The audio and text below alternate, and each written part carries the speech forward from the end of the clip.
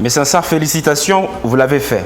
Aujourd'hui, vous êtes diplômé d'université, des enseignements supérieurs. C'est une très bonne chose.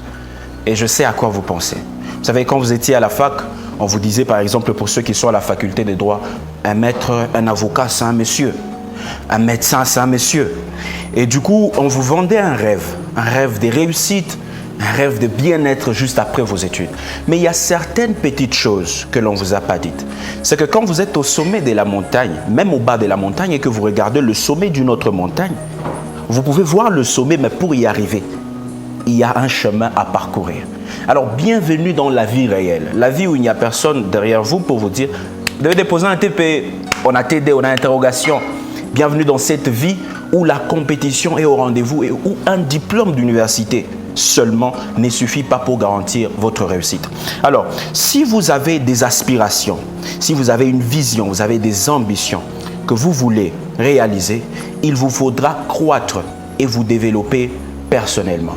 Et pour ça, il vous faut deux éléments essentiels pour pouvoir vous en sortir. C'est vrai que vous venez de l'université, mais qu'est-ce que vous pouvez faire de votre vie après les études universitaires? Nous sommes dans un monde avec beaucoup de compétition, où se créer, où se trouver de l'emploi est devenu difficile.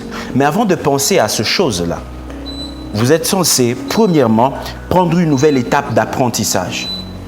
Vous savez, il y a une fausse philosophie, un faux paradigme que le nouveau diplômé des enseignements supérieurs s'approprie, qui est celui de savoir, juste après le diplôme de l'université, l'apprentissage s'arrête.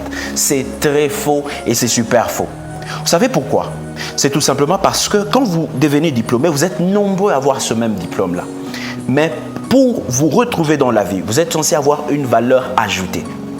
La vérité, c'est que le monde de l'apprentissage, le moment d'apprendre commence juste après l'obtention du diplôme. Nous sommes par exemple dans un pays francophone, entouré par 11 pays, mais 7 ou 8 pays sur le 11 sont de pays anglophones. Et plusieurs investisseurs dans le pays sont du monde anglophone. Eh bien, vous avez un diplôme en économie, c'est une bonne chose. Mais quelle est la chose qui vous différencie des autres diplômés de la faculté d'économie, ici chez nous, au pays? C'est quoi la valeur ajoutée qui vous distingue des autres? Parce que la petite chose qui vous distingue des autres vous rend plus grand que eux. Vous devez apprendre. Il est vrai que vous avez une vision. Mais écoutez, pour y arriver, vous êtes censé apprendre des choses. C'est bien, vous pouvez dire qu'un avocat c'est un monsieur, un médecin c'est un monsieur, j'ai fait la faculté des lettres. C'est une très bonne chose. Mais écoutez, est-ce que votre niveau corrobore au niveau du rêve que vous avez en vous?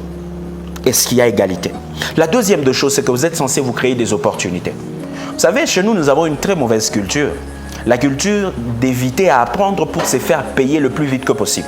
Vous savez, si vous avez un rêve de devenir grand dans votre domaine, pour le tout début, vous avez besoin d'encadrement. Vous avez besoin d'un coach dans chaque domaine de la vie. Si vous voulez aller plus loin et au-delà de vos capacités, vous avez besoin de quelqu'un pour vous accompagner.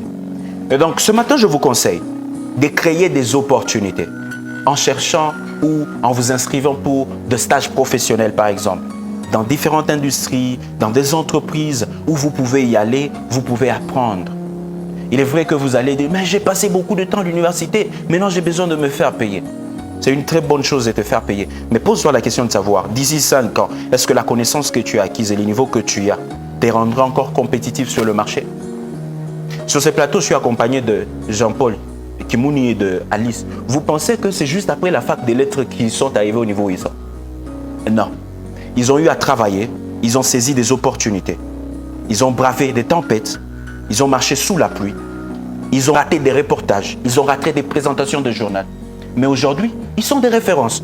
Tout le monde aspire à la faculté des lettres de l'université, par exemple, devenir comme eux.